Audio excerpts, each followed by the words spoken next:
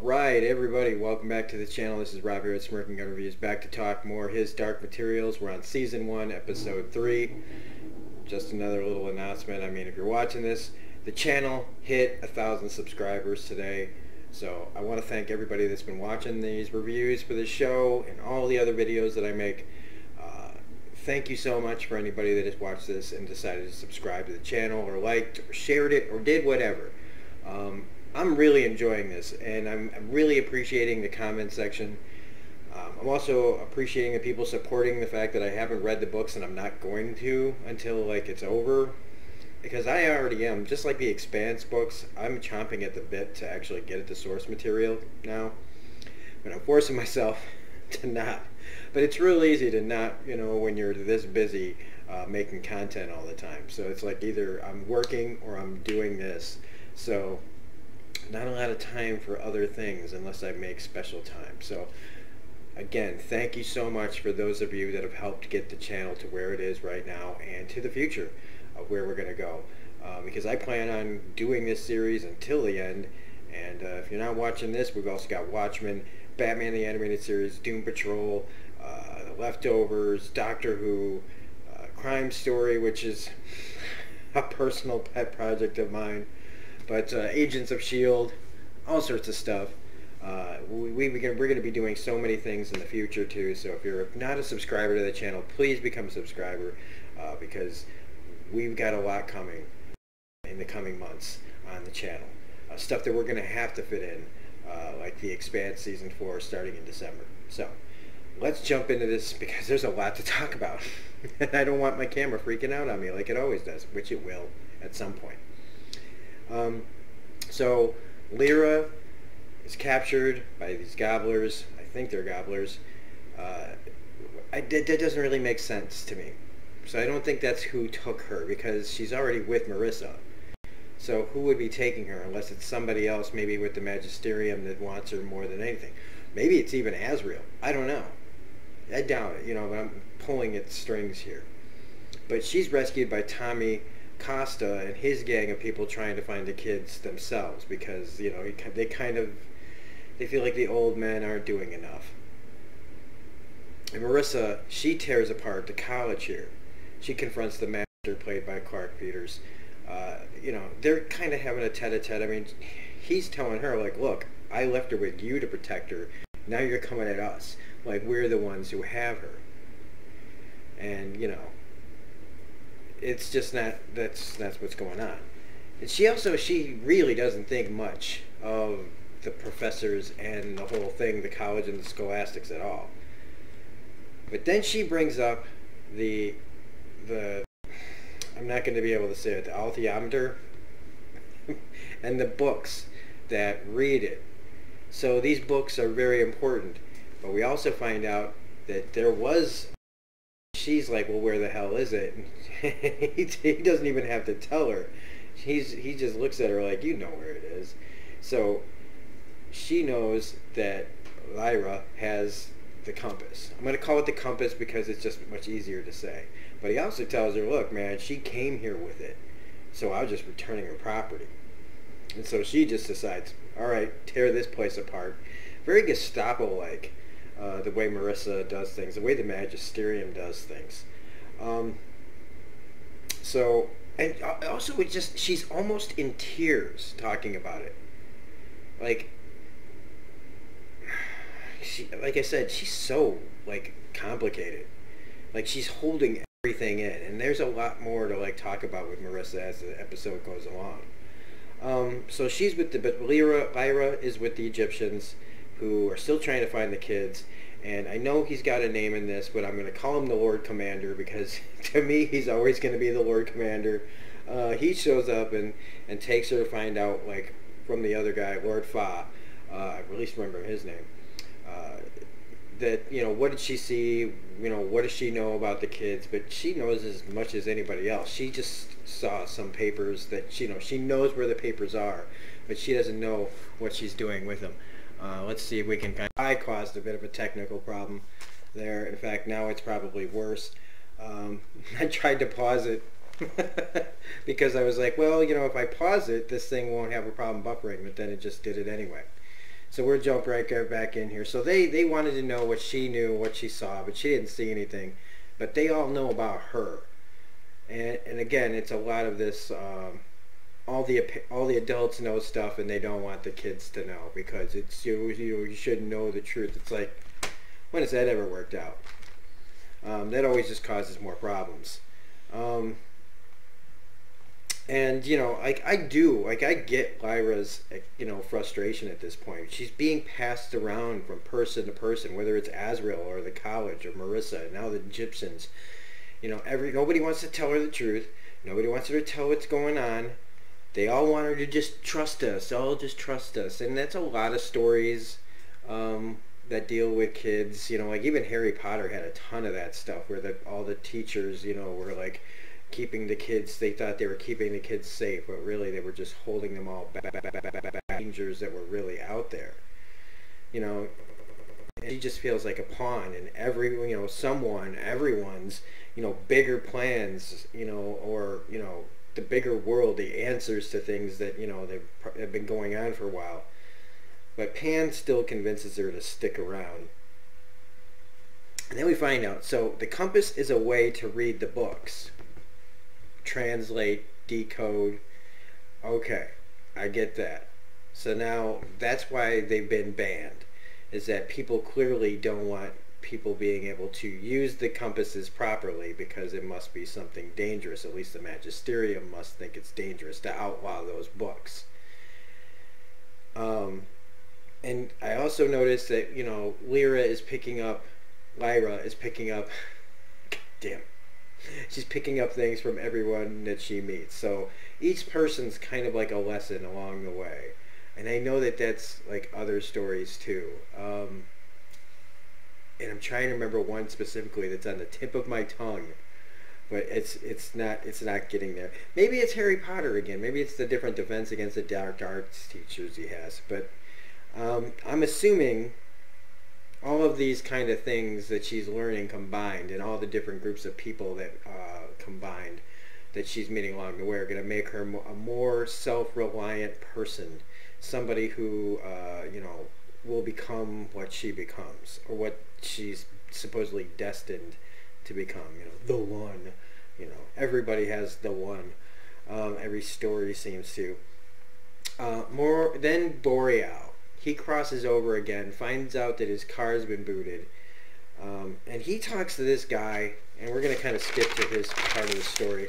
So he talks to this guy that does like his little tech computer stuff for the guy, and they talk about the guy from the other side, that they were at the head. I can't remember if that's the head that they found or if it's the guy that was working with Azriel. But either way, he's the guy that's been on Fleabag. He played Moriarty on Sherlock.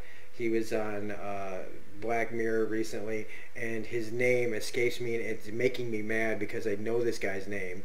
So go ahead and point it out to me in the comments section and make me feel stupid because I don't have time right now to look it up on Google or anything. But I know who that guy is, and I like him a lot. But is he dead? I don't know. If he's not the guy if he's not the head, then he's just a guy that they're really looking for. Somebody who wasn't afraid to cross over, and he wants his family looked at, monitored, So meanwhile, then the Lord Commander finds out that Marissa, he thinks that having a monkey daemon's curious, and so do I. And I really wonder, I'm still going, like, is it her daemon? And then there's something else that happens a little, really has me, like, thinking something else. Because, well, one thing, that tech guy from our side was talking about, well, what do we know if somebody comes from our side? Do they get a daemon? Do they automatically, like, does this just kind of magic transfer to whoever's in that realm? He also, the guy, the Lord Commander, talks about how daemons can be disappointing to people, like, in their final form, but it's really, he says, what was the term he used? Dissatisfied, or, I feel like it's more like what your daemon chooses is more of a reflection of you. and that you, when you say you don't like the Damon's porn, you're really saying you don't. There's something about you that's wrong. For yourself, like how you feel about yourself. And they take her to see the Gobbler who had her, and wondering what the end game is to all of this. That's what she's wondering. Like, where's this all going? And Stanislaus was the name, right? That guy. And then the Magisterium ships arrive. And they're, they learn of the trip north with the kids. The Magisterium ships arrive. They try to find her. Thankfully, they don't. And then Marissa just tears her whole room apart. Like, but not until the monkey opens the door. And then, like, she grips the bed, which is really weird. Like, sensing the monkey coming in.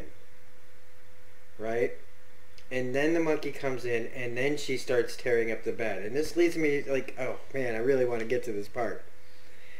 So, because I got something I want to say, and it's just like, it's right there.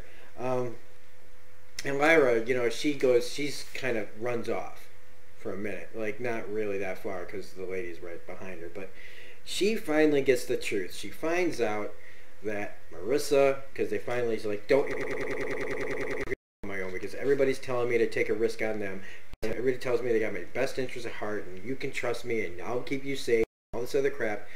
Finally, she tells her the truth, and we get this big exposition dump that I kind of felt like this was going to be a possibility, a strong possibility, but she said Marissa is her mom, which I kind of thought already. It's just that she doesn't seem very maternal. Like, a lot of times she's not a very maternal person. She seems like she can be seen loving, and then she's like, she's 3 different personalities. And the maternal one is very, she seems more like a cool aunt when she's nice to Lyra. Not really like a mom, but it's probably because of the time that they were apart. You find out that she was married to a guy, and her and Azrael had a thing, and then Marissa's husband and him got into it, and he died, and they took away Azrael's wealth and all this other stuff, making him kind of a vagabond, traveler, whatever. And she was sent to a nunnery, and that's when then the Great Flood came, and he took her out and brought her to college. So there's this whole thing, but why didn't one of them get the baby? Why didn't they get her? Why did they separate it? Was that rules from the Magisterium that they both got punished? And that's just strange and cruel. And so she's like, oh, well, that's all I know. This lady, that turned out to be the nurse and everything. She's like, well, that's all I know. That's a lot, lady. That's quite a bit. That's a lot. Also, like I said, when she's on the ledge, drunkenly, right? Okay? Here's another thing, before, when she talks about, she wants to sometimes jump off the ledge and stuff, and the monkey's sitting outside. Monkeys aren't afraid of heights. I think you might know where I'm going with this. And she lets out the spy flies. She. Okay. So, sends bugs. I'm assuming again. Okay, so Boreal wants the family watch. There's the Egyptian meeting. So we get to the Egyptian meeting where they have this old cliche of why should we stay and help her? She's not one of us. So that's an old trope that they do. That leads to the big speech of Lyra saying, I want to fight. She's never going to stop. She's going to keep taking your kids whether you let me go or not. So, I mean, it's a big call to arms moment. Where everybody decides to fight, but then Tommy and those kids sneak again, and they get Lyra to not say anything, and I immediately was like, well, this isn't going to end well, especially if you've seen the trailer for the last episode where you see Marissa with a gun. They're headed to her place to get the paperwork that Lyra says is in the top right drawer, and the compass starts to move when Lyra's mind goes blank, which to me is going to be important. So the compass feels to me like it's going to have one of those things where it has a really big moment right near the end of the season.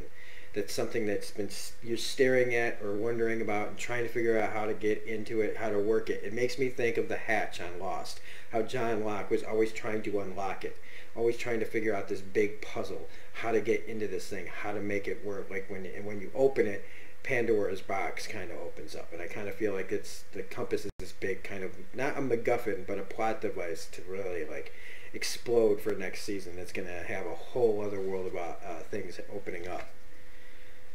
And Marissa, she catches them. Well, the monkey comes in, right? The monkey comes in through the vent, and she catches him. She shoots the one kid with this big damn gun. Big gun. And Tommy gets out through the window and runs, and Benjamin is stuck there, and the monkey's beating it. And then you see her, okay? The monkey's on the bird acting like that, and she's on Benjamin hitting him in the same way. So I'm like, okay, alright. Let's just talk, like, okay, so Benjamin decides he kills himself rather than talk. He jumps down the elevator shaft, which, dude, that's not a way to go. No way's a good way to go, but man, jumping down an elevator shaft, oh boy. So, and here we go. All right. So, this leads me to go, who is really in control here? I'm starting to think that it's the monkey that's in control of her body. That there's like a body switch happening. Something happened where Marissa is the monkey and the monkey is her. Or there's a way for her to flip it a bunch of times. But to me, the tearing up of the bed is something that I don't want to say monkeys do that, but it seemed like a very, I don't know, like a kind of thing to do. And just the way she was fighting it and everything, and the way that she's walking on the ledge all drunkenly, I feel like her daemon and her switch places somehow, and it's the daemon's in charge, and she's stuck in there, and she can't communicate because she's a monkey. I don't know if I'm on the right track there with that. And then we find out that Lyra, she trusts the Lord Commander, and again, I'm sorry that I'm not calling him by his name. But he's just like such a guy you want to follow, just like in Game of Thrones. So anyway, she knows that he's keeping her safe, and she shows him the compass, and he tells her that you got to frame a question with the pictures, and that's what the books are for, a way to ask the questions. So that's where I go like, okay, so that's why they're outlawed, because they hold the way the compass and the books combined together have a way. Whatever you can find and say in there, right?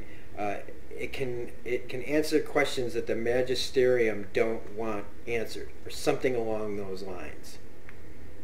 That it's about controlling, information, but not just information, but like if things got out or whatever's in those books, and every way to ask these questions, they don't want anybody to know about. And so that's why they have all of them, so that they can control the information. But Lyra figures out how to work it without the books, and that's one of the things that apparently that must be her big deal, is that she can control it now. She can figure out how to work the compass without the books. And with that, she's able to discern that Benjamin's dead, which is true. She goes up on top of the deck to tell the Lord Commander, which is, she pulls a Coral right there where it's like, Coral, stay inside.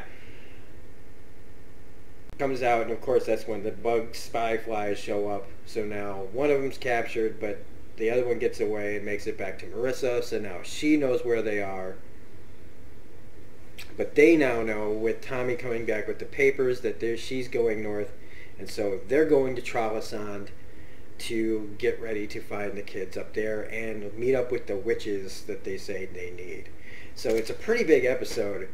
A lot of stuff happening, a lot of progress through this story. And I'm telling you right now, I do think that that's what's going on with Marissa, is that there's some sort of body swap, and that's why she doesn't feel very maternal, because she's not a person, she's a monkey. And if I'm wrong, what a way to be wrong. I don't mind, like that. So we'll find out more later on. Next week's episode, she finally gets north. We get Lin-Manuel Miranda joining the show. We get polar bears. armored polar bears. It's going to be amazing. So if you happen to like this review, please hit the like button, comment, share, subscribe. Hey, you know, we're past 1,000 subscribers, and I'm going to say subscribe and join the fun here, because it's only going to get better, folks. And like I said, the new camera is coming on the 21st, so hopefully we can fix some of these problems. Otherwise, it might be the laptop, and I might need to do something about that as well. So this is Robert Smirking Gun Reviews saying have a great day. We'll see you next week. Don't forget to check out the other stuff on the channel. And you can find me on Twitter at reviews_gun if you want to follow me there, or just talk to me about anything that you want to talk about. So, see you guys later, and we'll see you next week.